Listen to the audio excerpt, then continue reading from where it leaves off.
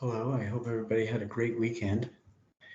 I am here all alone in my little office, going over the the lesson for today. So I hope everybody gets a chance to watch this before the weekend, and definitely watch it before you do the assignments. The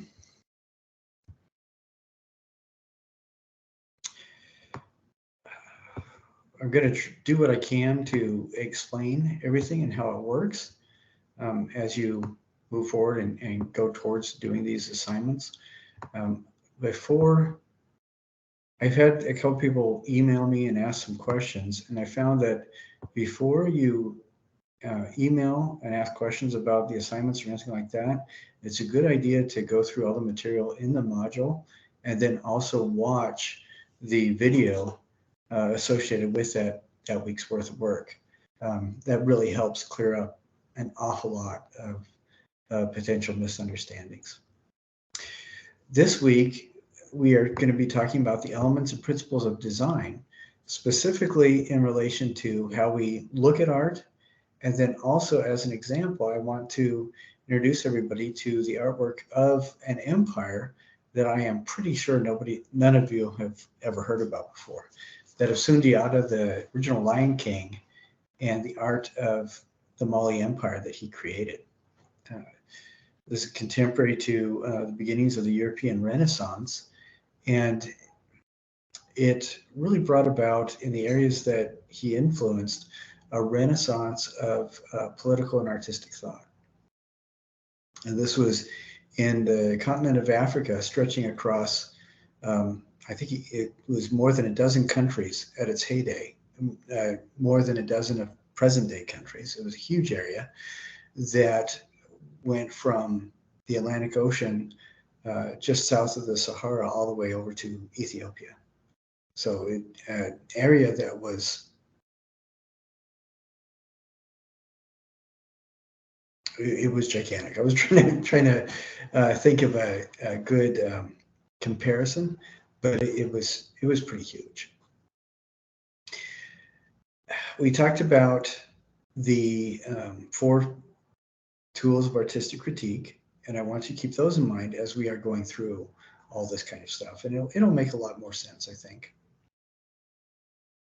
I'm going to open up now. I'm going to open up our module, and we're gonna start going through that and talk about the different things that are important. Oh, Nicole, you're here. Great, excellent. How was your weekend? It was good. Fun. Yeah, it's not bad. Pretty good. How was yours? It was one of those. The weekends seem to happen more often than not, where you just need an extra 2 days to get everything done before the week starts again. And that's about what it was like. So I'm glad you had a good one.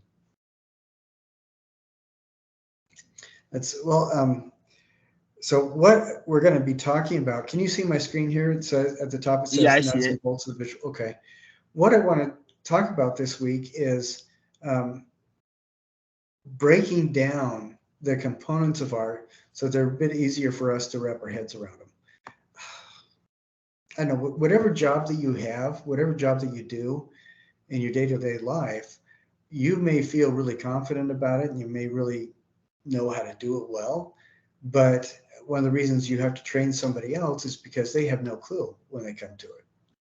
And when you go through the process of training somebody so that they can help you in your job, you will generally break down your responsibilities in smaller chunks so that whoever it is that you're training can understand it. And even then, it still takes experience and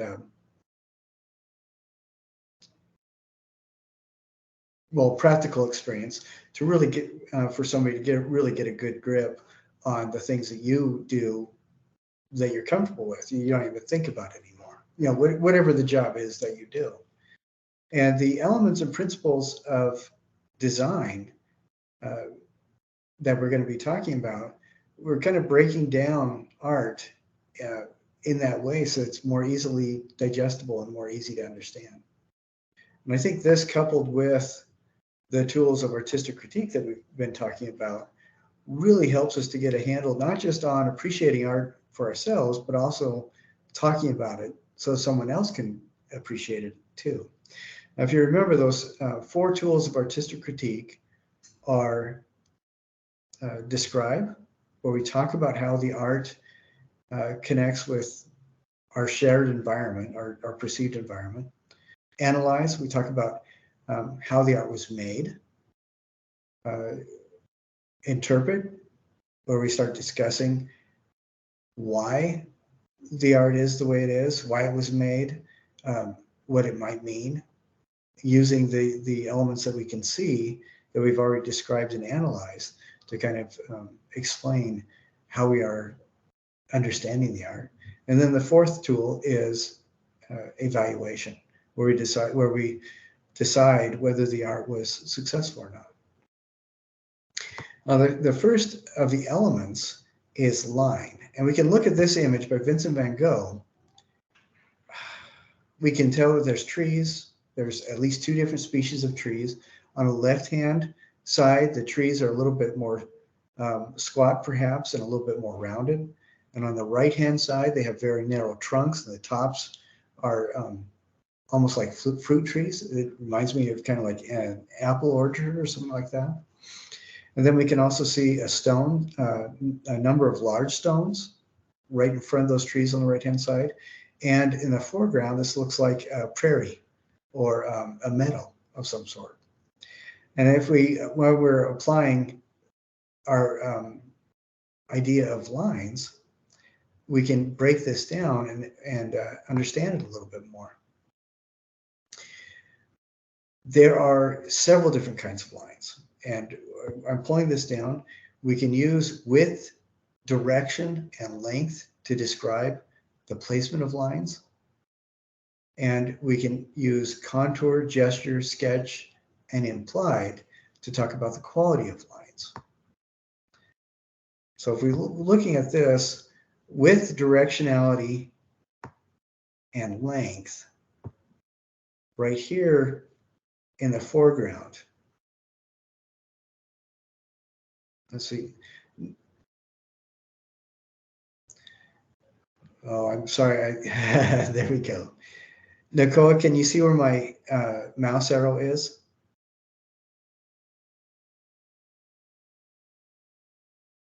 As I'm kind of moving it Yes, I around. see it at the bottom left. Yeah. Yeah, okay. Now, what do you notice about these lines right here that help us to define the grass in the middle? How would you describe their length? It's way more shorter. Yeah, it's quite a bit shorter. If we look over here at the tree, these lines that are going up and down the trunk, they're quite a bit longer. Yeah. Now, if we look at directionality, these are short and slanted. These are also slanted, but they're a lot longer, and they're going general. These feel like they're intentionally describing things that are really short and squat and not intended to go anywhere. These lines are longer and help us to bring our eyes up from the ground into the canopy of the tree. The different qualities of line, like right here, this line changes width quite a bit. It's thicker here and thinner over here. In the tree, a lot of these lines are thicker and some of them are thinner. Right here on the rock or the ground around the tree, the lines are a lot thinner. And right here, it's thinner. Over here in the meadow, we can see the lines are shorter. They're diagonal. Some of them are kind of curving a little bit, and a lot of them are quite a bit thicker. But can you see how, as Van Gogh is using different lines to kind of give different textures, the lines in themselves are quite a bit different from one area to another. Can you see that? Yeah.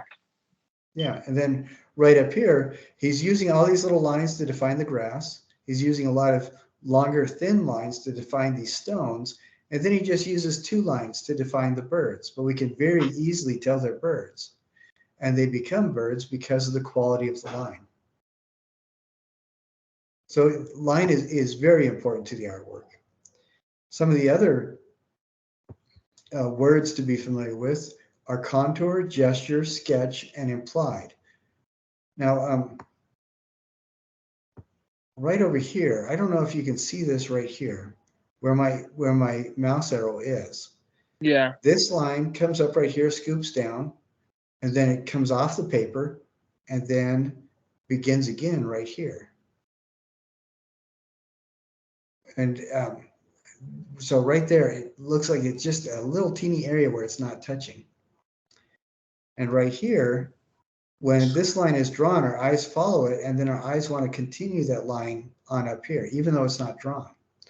These are both examples of implied line, where this reads as a solid line, even though there's that tiny little break right there.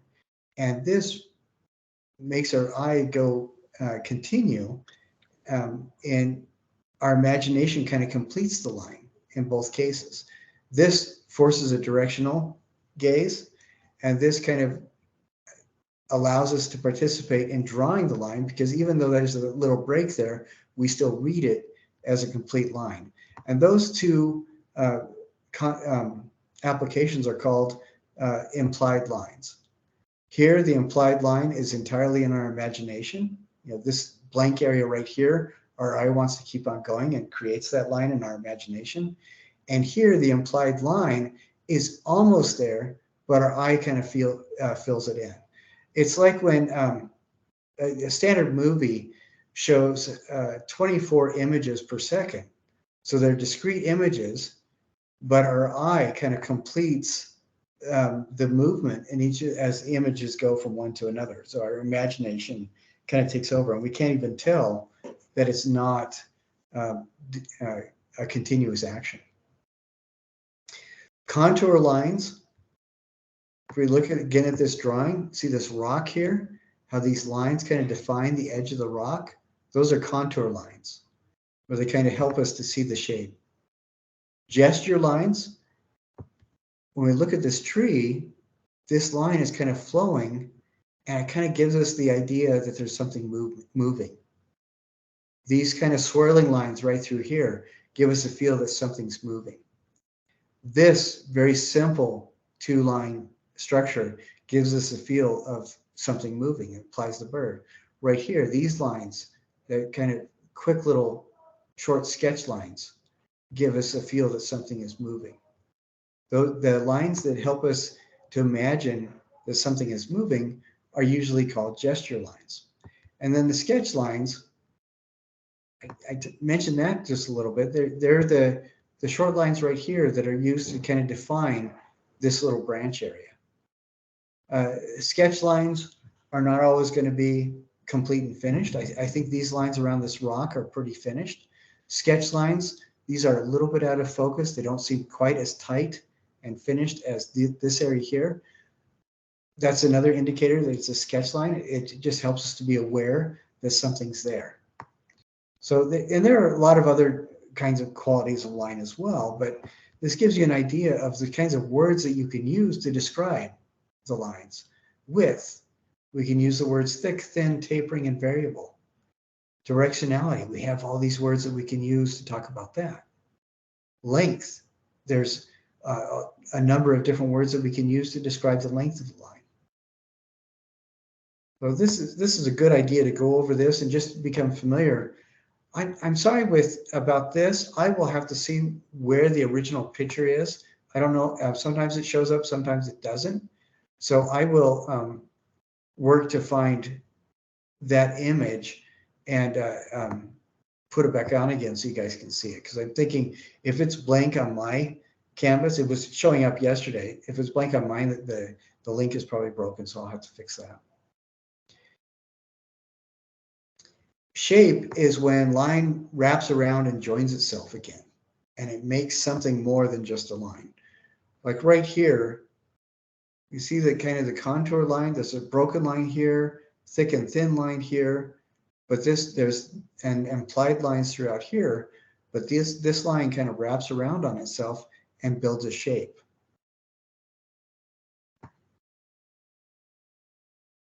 Value is when we see something and we see very light and very dark. And the value helps us, our brains, to kind of trick us into believing that this is going to be a three-dimensional form. Nicole, what do you think this is a drawing of? What does it look like? What does it look like? Well, what I see is a person. It looks like he's wearing older clothing. Like his, looks like it's a vest or like or it looks like he has layers of clothes. Looks like he has a vest. He's writing on a notebook. He's wearing a hat, and it's darker behind him. Like there's not much light. Looks like an older Yeah, picture. that is really a very good description. And what's fascinating about this is, we look up at this tree image, and we can see all these lines, all the forms are defined, all the shapes are defined by solid lines. But we look at this image, and it's amazing how much detail you can pick out, because Rembrandt isn't using any straight lines like that. All of that he's doing is just he's making these little short textural lines. And like right here, we can feel, like you said, there's some clothing right along here, but you can see that he didn't use a single line to draw that. All he's using is basically shifts in value. So we get this very quick shift between a very light value and a dark value on either side, and our eyes fill in the details so it looks like it's a book, a notebook. We get a softer shift between light and medium values right through here, and we see that as a face. We have a dark area where there's an eye, and a darker area that defines the subject's right cheek right here. And you, Nicole, you picked out absolutely everything, but it's not because he's using a line like we saw in Van Gogh's work, but it's all because he's been able to define the forms using differences in value. Can you see that? Yes. Yeah, I see it. Isn't that interesting? And you're right on with everything you described. Excellent. Now, the fourth element that we're going to talk about is texture. And this texture is one where we can talk about a lot of different kinds of textures. I like this list. And if you wanted to, you could, it's kind of hard to get past the first 5 or 6 ways of describing textures. Like I like squishy, wet, rocky, metallic. We can talk about sharp, maybe sloshy, rubbery, slick, sandpapery or rough, gravelly, leathery. And then after a while, we start picking up steam and we can come up with a lot of different textures. What is fascinating to me about this is the surface of this painting by Eng is flat. It's almost entirely two-dimensional. But because of his use of value in the different color fields and how quickly he's shifting from light to dark value, we can start seeing a texture. Nicole, can you imagine what her dress feels like, what material her dress is made out of, just because of the way Eng painted the blue, the values of the blue? Yeah, I would say like a silk material. Yeah, isn't that interesting? And the painting itself, like I said, is as flat as the cover of a notebook. But it really feels, because of the way the painter was able to shift the values and the varying way he was able to shift the values, then we can feel, almost feel with our eyes, the texture. Yeah, very good. Excellent. Now this painting also brings us to the next element, which is color.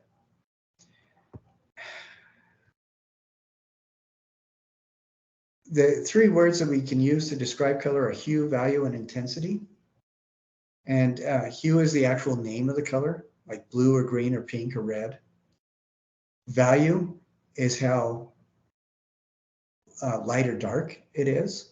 Like right here, the flower and the background are both pink, but the flower has a stronger value, and the background has a lighter value, and that's one of the reasons we can really tell a difference. And intensity is how much of that pigment is in there. Like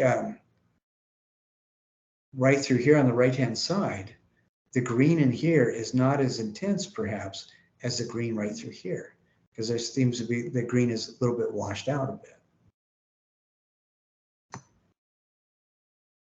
Now, when we look at this image right here, let's see who made this painting. Matisse.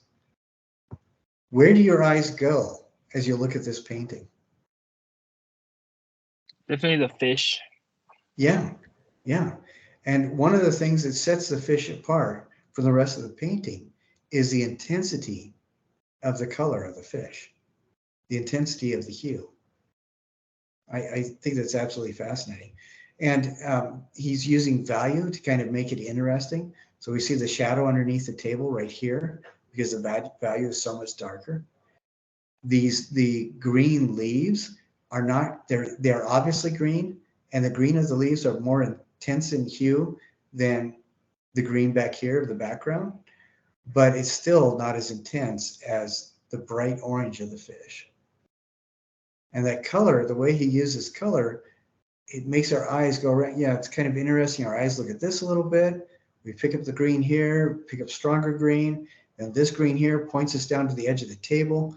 The dark shadow around the table swings us back around. A little hint of orange here directs our eye back to here. So wherever we look in the painting, because of the way Matisse created this, our eyes kind of subconsciously go back to the fish in the middle of the painting. And that's how artists use ideas like value and line and intensity of color to get us to go,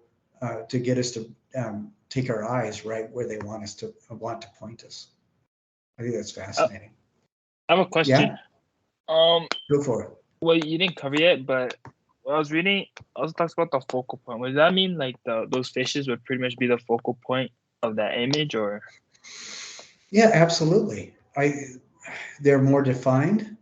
They kind of create the story for the whole painting to go around. And if you just kind of blur your eyes and don't pay much attention, you find that your eyes just kind of automatically go right back to the fish almost every time. So yeah, that very much is the focal point. Yes, excellent. Now, the principles, so these elements are the building blocks that are used in the painting to kind of construct the painting. But the principles are the things that give interest to the painting and make it enjoyable to look at. The principles are what we use to organize the elements.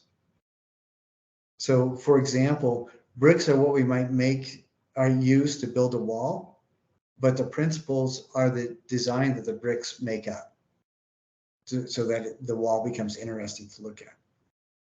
Now, this is a really famous painting called Nude Descending a Staircase by Marcel Duchamp. And this is an excellent example to illustrate repetition and variety. If we look at this, the repetition is, well, the color is a repetition. He's using kind of a very monochromatic palette of brown. Another thing that repeats are these lines, slightly off of vertical. There's a lot of slight diagonals with a little bit sharper diagonals here. The shapes, I see a lot of rectangles and kind of like triangle type forms. So those things are repeated quite a bit. But what gives it interest, so it doesn't our eyes don't become bored, is the variety. We see the repetition in these forms, but what makes it interesting is, yes, we can see these rectangles, but this rectangle is wider than the one right next to it. This rectangle is at a slightly different angle than this rectangle. This rectangle here kind of blurs out and changes shape a little bit, while the rectangle next to it retains its form. And then we can see throughout, as we're expecting these kind of straight diagonal lines to continue, these little curves are brought into the image. And that makes it really interesting too. And rather than it all being the same shade of brown, the variety of browns, where we have slightly different values of brown. And this brown has a little bit more gray or blue in it, and this brown has a little bit more red, but it all feels like it's the same, in the same kind of color area. That makes it really interesting to see as well. Can you imagine if the whole painting was just like this? There's not an awful lot to look at. But with darker browns here and some curves in among all these straight lines, Duchamp is using both the repetition or the rhythm of the forms and the lines and variety to make this interesting for us to start becoming fascinating as we look at it. Now, dominant and subordinate, as we look at that, that's a way, I think dominant and subordinate refer to how the artist kind of directs us through the story of the painting. Another word for the story of the painting is narrative. Nicole, what do you think the story of this painting is? The story painting, I feel like it's a small deer, kind of lost in a snowy mountain, kind of snowy hill. It's like it's during winter time because there's not much trees. But yeah, that's excellent. That's perfect. And it's as we look at it longer, we start inventing a longer and longer story. But the story is what the artist is well, excuse me, let me back up just a little bit. The story of the painting is both what the artist is portraying and what we read into it. So I think the artist is showing us a deer. The artist is showing us these long vertical poles with these twigs right here, letting us know that these poles are all going to be trees. And with the color of the deer and the color of the tree trunks, then having this, we can read this field as white, and that feels very much like snow. So the artist is giving us clues that there's a deer, like Nicole said, in a group of trees with snow on the ground. Another indicator that it's snow is this little area around the base of a tree. I know if you guys have gone to like Pine Valley in the winter or where there's snow, or up to Cedar City, you'll see this kind of divot in the snow around the trees. And then the artist is also giving an indicator of that with this kind of blue shadow over here. And then, as Nicole is saying, we start reading into it. Maybe the deer's lost. Its ears are perked up, like it's trying really hard to pay attention to its surroundings. It's looking somewhere definite. It's looking over to the right. There's the shape of the shadow and how big it is gives us an indication of time. Maybe this is in the evening. So there's all these things going on that kind of get us involved in looking at the paint or at the painting, and all of those things together, all these observations and our imagination, the intent of the artist come together to create what's called the narrative or story of the painting. One of the storytelling tools that the artist uses is this idea of dominant and subordinate. What are two dominant features of this painting? I'm going to say one is the very first thing that Nicole pointed out is the deer. And that's dominant because it is obvious what it is, and we can tell right away. Another dominant feature is this large trunk right here. And another dominant feature is this large swath of shadow on the ground here. It takes up over 2/3 of the whole painting surface. Now, out of those three elements, the most dominant, I would say, is probably going to be this tree trunk. Now, what's subordinate? Well, if this is dominant, then subordinate to it are all these other smaller trees. And if this is dominant, and if this is dominant as well, maybe subordinate to this large field of shadow is the field of sunlight. But also we can say that maybe if this is really bright and our eyes go to that, the shadow is subordinate to the dominance of the light. And even though we can identify this deer right away, and it is the dominant narrative feature of the whole painting, or one of them, because the deer is so small and is looking pensively at the rest of the landscape, maybe we can say that the deer is subordinate to the rest of the field of the painting. So dominant and subordinate are subjective, and they're relative to each other. And a big part of that depends on where the artist wants to direct our eye, and what we are paying attention to as well. Now, even though the deer is bigger than this tree trunk right to the left of the deer, because the tree trunk is over the deer and darker, then for a little while, as our attention focuses on it, this small tree trunk becomes dominant to the deer, even though it remains subordinate to this larger tree trunk. Do you kind of see how our awareness of dominant and subordinate forms in the painting kind of take us through the painting and allow us to kind of participate in that story or the narrative that we're beginning to create between the artist and ourselves? Can you see that?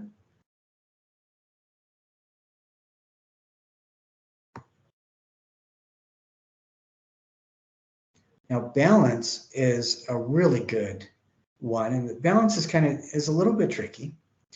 Balance is another principle, but what we will normally think of as a balance is we'll have two elements, one on either side of a page, and both of them are the same, and we feel like they balance each other out. They're equally weighted.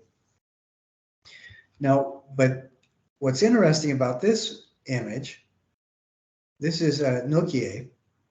It's a wood block on paper. And what's fascinating about this is that the artist has tried really hard to stay away from that formal structural balance we expect. So we've got this wide, big, huge area of white clouds, so very little color. And ordinarily, there'd be a significant amount of weight to it visually. But with the very strong color right here of Mount Fuji, it helps to balance out this big area of clouds. This dark forest area, which would normally just really weigh everything down if that was the only part of the image, is balanced by the light area of clouds. This dark peak with the really fascinating bits of snow right here, almost looking like glaciers on the peak, help to balance out the lighter color around the base of Mount Fuji. The red and orange of Mount Fuji help to balance out this strong green and the almost turquoise blue of the sky. The dark forest down here feels like it balances the indigo sky way up here. Nicole, can you see all the different areas where balance is used to kind of make this painting feel like it's stable and pleasing? Yeah, and after you point it out, I mean, all of them kind of helps like even more realize that, or they'll have a big impact to balance out the whole image.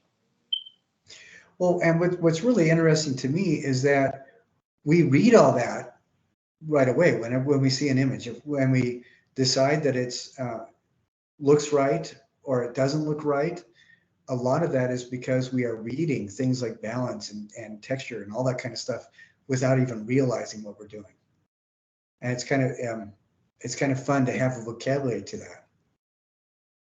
And I think it's interesting, like this white area where he signed his name is kind of balanced over here with the little bits of clouds. The strong white right up here in that cone shape kind of balances out the orange of the cone here. And we can go through and see a lot more balances as well.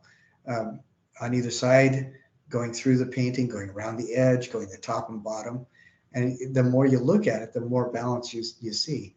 And that's something that most artists will not consciously do, unless the image that they're creating feels out of balance. And then they'll start applying those 4 tools of artistic critique to kind of find where they need to fix it or apply something or take something away so that it feels balanced again. Now, another element is, or another principle is creating a focal point. Now, Nicola, looking at this image, what is the focal point of that image? I would say it's the drink, the cup in the no, that little jar Right here? or bottle, cup in the orange. Yeah, and that incredibly bright color right there that just kind of draws you in. So we've got this highlight right here at the base of the cup. We have the reflection on that bright orange. But yeah, definitely the focal point is right here in the center of the painting. And a lot of the time, artists will use that idea of the focal point to get you to enter into the painting, and then they'll play around with your expectations, like we saw in Duchamp's painting up here. The focal point of this is a little bit harder to define because he's kind of playing with our expectations a bit. But I would say the focal point of this is this area right here.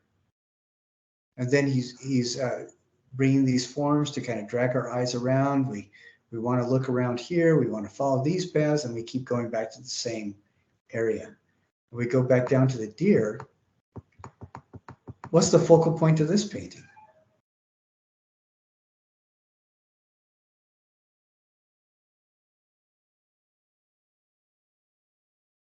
I would Even say, though, oh, maybe the deer.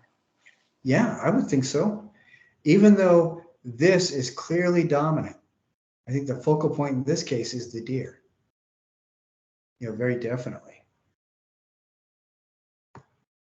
And so the focal point is not the only thing for us to pay attention to, but it's something that the artist uses to help us, to help engage us into actually looking more closely at the image itself and being involved in the painting.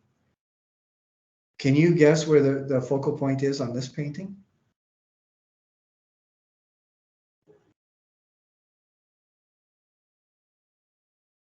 The focal point, I'd say the volcano Yeah, or the absolutely.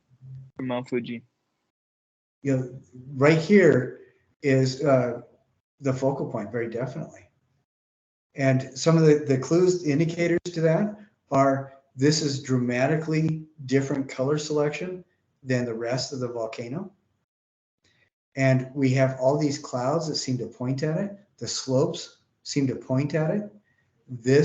The indigo of the top of the sky kind of frames it, and our eyes bounce away from that and go back to the mountain. Wherever your eyes fall on this, Hokusai directs our gaze back to that area. So yeah, excellent.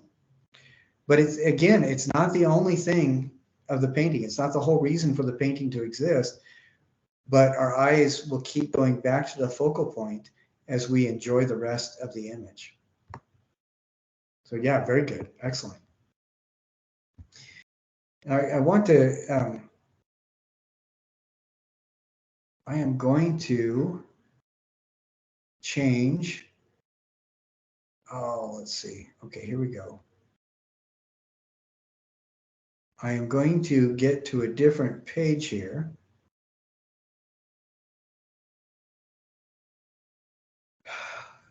I want everybody to have an opportunity to apply the skills of critical thinking that we've been learning about, as well as our understanding and appreciation of those elements and principles to a new culture. And so as you go, for the next couple of days, I want you to go through this section, Who is Sundiata, and watch these videos that I've set up that tell you who Sundiata is. He was the original Lion King, and about 700 years ago or so, 800 years ago, in Mali, that's where he rose to power. Now, he was when he was a little boy, he was a crippled kid, and He didn't even walk or talk at all until he was about 12 or so. And what he did was really astounding. At this time in the history of the countries, I think there were about 12 countries that he interacted with. At that time, people were ruled by really intimidating wizard kings. They would use everybody's fear of magic and through their despicable lack of loyalty and lack of honesty, they would intimidate people into doing what they wanted. And Sundiata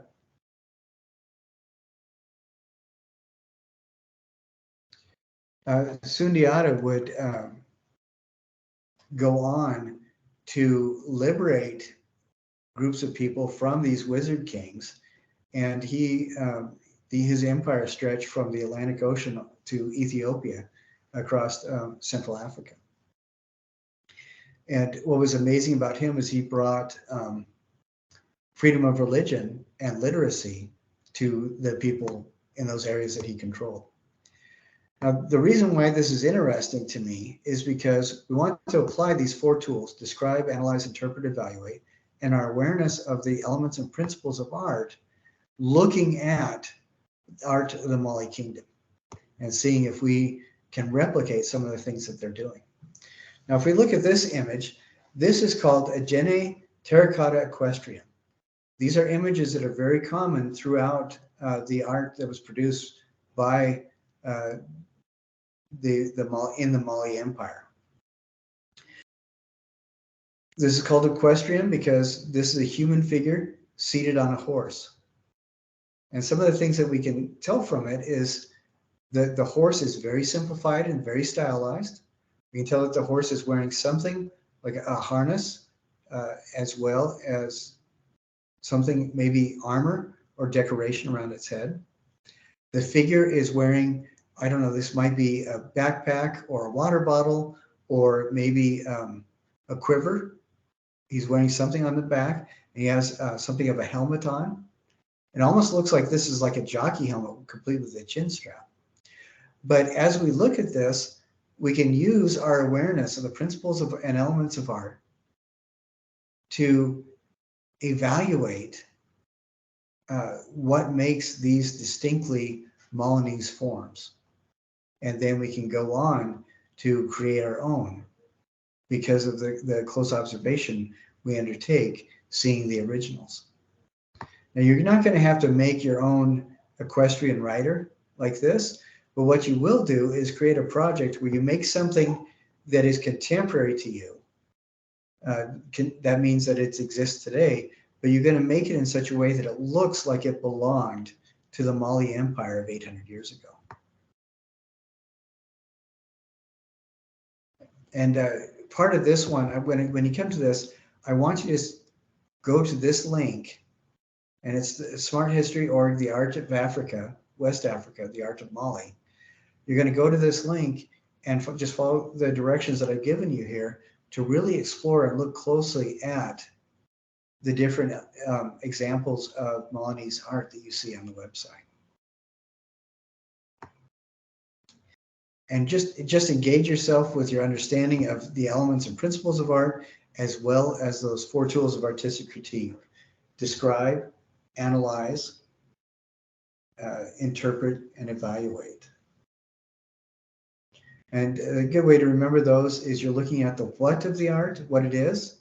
You're looking at the how it was made. You're looking at the why it was made, and then you're deciding whether or not it was successful.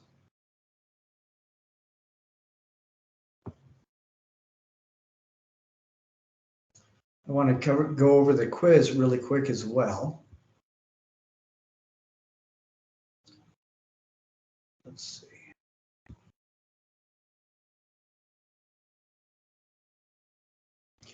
And I'm trusting you.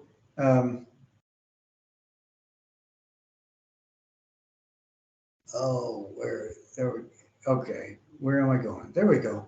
I'm trusting you, Nicoa, to let me know if pages aren't showing up.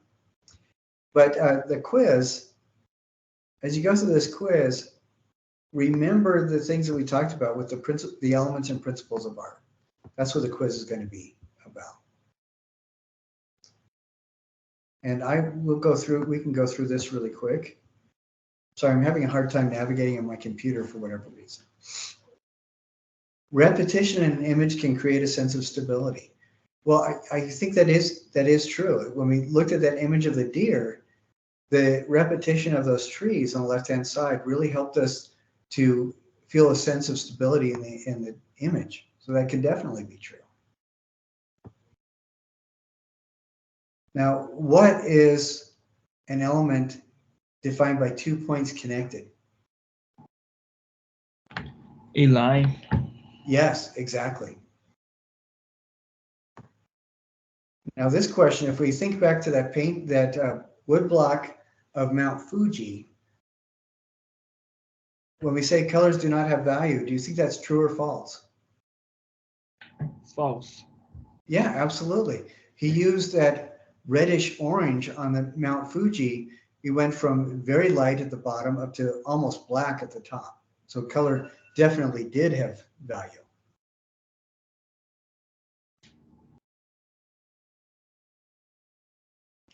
Now we look at this.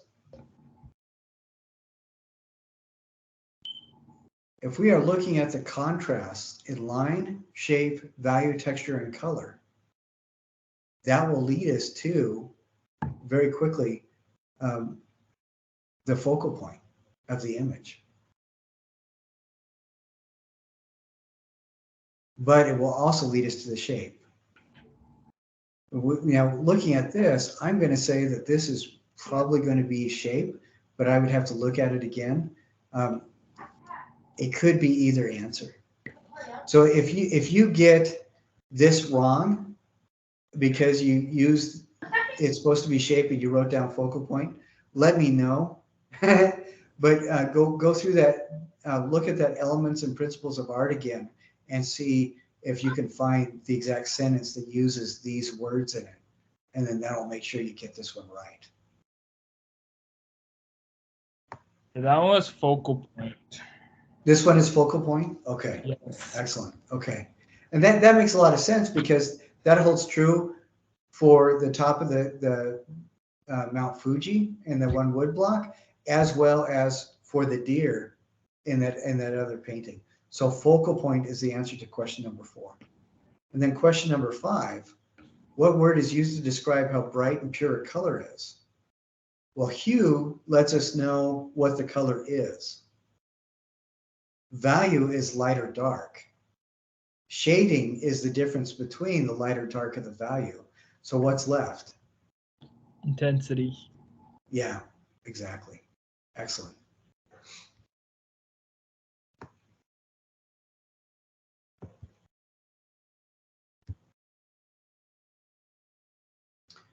Okay, I'm going back, trying to get back to where I was.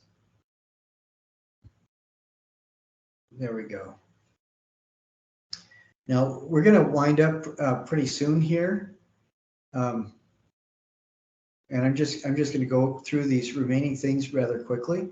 And Nicole, you're the only person here, and I really appreciate the fact that you've been helping me so much, answering questions and everything like that. That's very nice. It makes it a lot easier. In this reflection, think about all those things that you we're learning about elements and principles of design. And on this says create a Google Doc. Sometimes my computer, it does not access the Google Docs really well. And sometimes you have to give permission for people to access them. So it's a little frustrating. I'm thinking I'm going to change that to a Word doc or a PDF.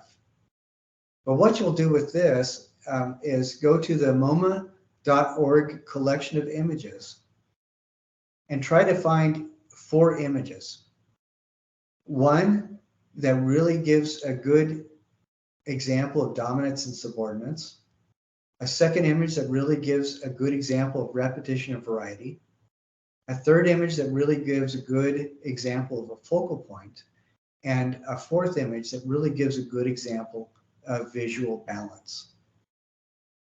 And then you'll just take a screenshot of each of those or save them, put them on either a Word doc or PDF, and then for each one, write what the example is. So you would say, like if I'm doing this because I'm not really conversant with the technology to make this into a really seamless looking PDF, I probably on the first page I was title it Dominance and Subordinates and put an image there that I thought fit that.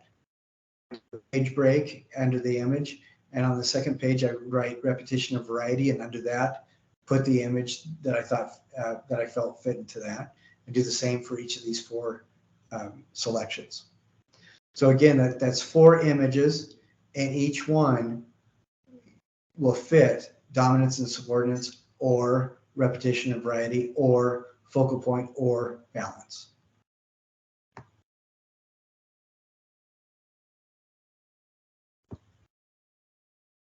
So this is an example of what you might do if instead of these four principles, maybe if I ask you instead to do texture, this is what the example would be. So you'd have a page that just had the word that you're trying to give an example of at the top, and then an image that fits it. And this obviously fits the texture one because we can feel with our eyes the texture of the dress, the ruffles around her shoulders, and that lace right there on her right shoulder and over here too. So this is an excellent example. Does that make sense? Yeah, that makes sense. Okay. And then you're going to do a really short written reflection too, where you're going to just write a little bit about, let's see, I'm scaling because I'm trying to do this quickly. You're going to do a short written reflection on that horseman image. So you're going to write 6 sentences and just follow the pattern here. Show the title for the first sentence, you show the title of the image you choose, which is from that website that I had you look at, it talks about the art of the Mali Kingdom or the Mali Empire. The second sentence, you're going to write one sentence describing what you see. Third sentence, one sentence analyzing what you see, how it was made. Next sentence is one sentence interpreting, guessing why it was made. Then another sentence, and is the object successful?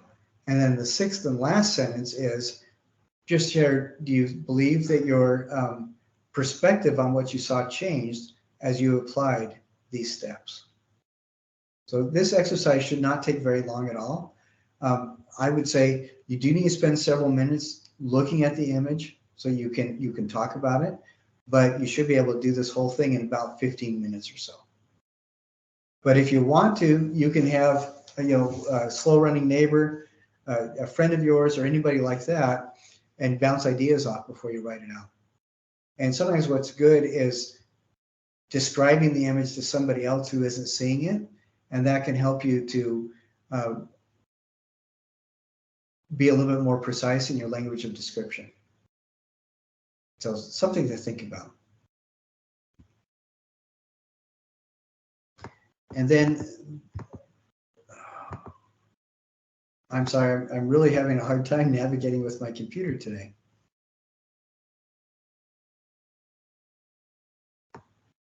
This is kind of an interesting texture for the studio thing. And it doesn't have to take a long time, except for the drawing. I do want you to pay attention to the drawing. But what you're going to be graded on is the care that you take while you do this, not necessarily your artistic skill. What you're going to be doing is, and I say 4x7, But if you got one of the free sketchbooks that I was handing out, you'll just cover a full page of the sketchbook, which is a little bit smaller than 4x7. You're going to get a hold of, and you can either use old magazines, but if you don't have old magazines, you could use newspapers. If with images, if you don't have that, you can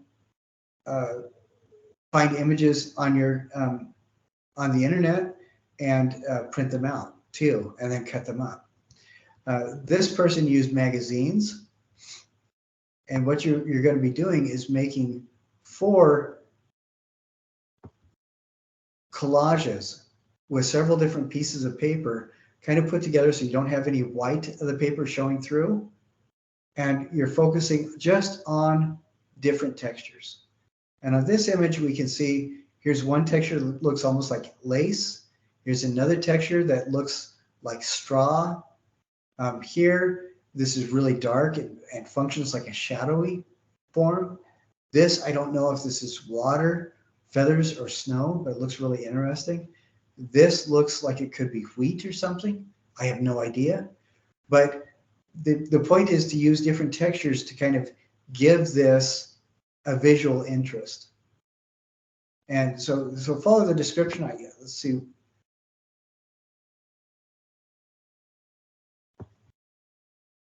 You're going to cut out several different textures, cut the textures or rip them, tear them into different shapes, and then start putting them together in really interesting collages.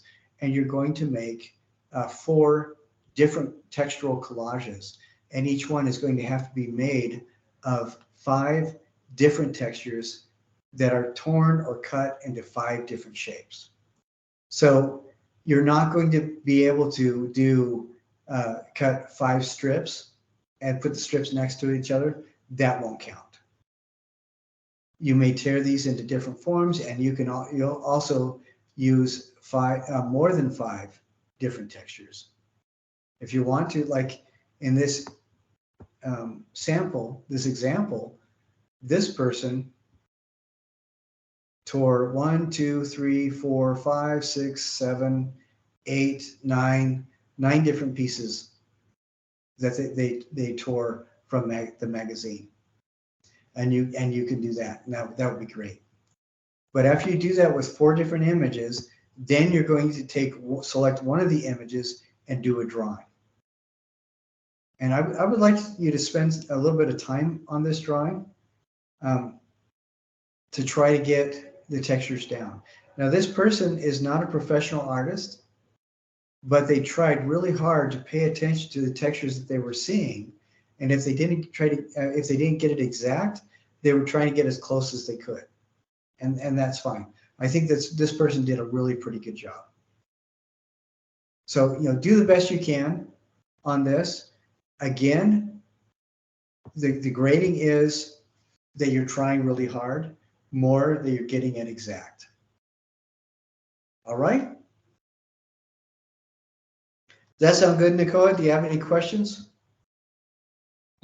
So we have 5 collages. We have 4 collages. 4 Each of them, right. And then are we making a drawing for each or just one of them? No, you're just making one drawing. Okay, so it's a total of 5. Right, it's a total of 5. Right here in the instructions, I say draw 5 4x6 inch rectangles. The reason you need 5 is because 4 of those will be collages, and the 5th one will be a drawing of one collage. Okay. Okay, that's clear. I think so. Let's see. Is that right? Well, I think it said like 5 collages and 1 drawing, so it says total. Okay, so five collages and 1 drawing. You're right. So it'll be six images altogether when you turn them in. You're right, Nicola. So there are 5 collages and then 1 drawing for a total of 6 images. Now the collages, you can actually do all 5 of those in about 10 or 12 minutes. If you grab a magazine, tear out a bunch of pages, look for the things that are interesting and tear it into shapes, you can do that pretty quick. I think the thing that you're going to spend the time on is going to be the drawing. Yeah. So yeah, you're absolutely right, Nicola. You're going to upload 6 photos when you turn this in. I'd probably take the 6 photos and then put them all into like a Word doc to turn that in, or just make sure that you don't hit the submit button until you upload all 6 of your photos. Because the 6 photos will include your 5 collages and your 1 drawing. So yeah, you're right. Excellent. That's a great question. Thank you very much. All right, any other questions or observations for today? No, that's all for me. Okay. All right, well, that's all that I've got. You made all the right observations, so we were able to do this pretty quick, and we're all done. So excellent. But I hope everybody has an absolutely wonderful weekend, and I hope that this makes sense as you go through this. If you have any questions, please email me. What I'm finding is that more often than not, before people email me with their questions, they've been reading through the module and watching the video. And doing that makes it so that most of your questions are answered before you even ask them. And I really appreciate that. When I get several different questions on the same topic, then that tells me that I did not explain it very well, and I'll go through and we'll either cover it in the video for next week, or I'll edit the module descriptions so that all your questions are answered. So I really appreciate people staying on top of things and letting me know when things are a little bit confusing. That's very nice of you. All right, Nicoa, if you don't have any more questions, that's all I've got. So we're all done, and I will take the recording and upload it onto our class site as soon as I possibly can, so that everybody else can watch it too. Thank you very much, and I hope you have an absolutely wonderful week. You too, Professor. Have a good one. Thank you. All right. Thank you. Take care. Bye.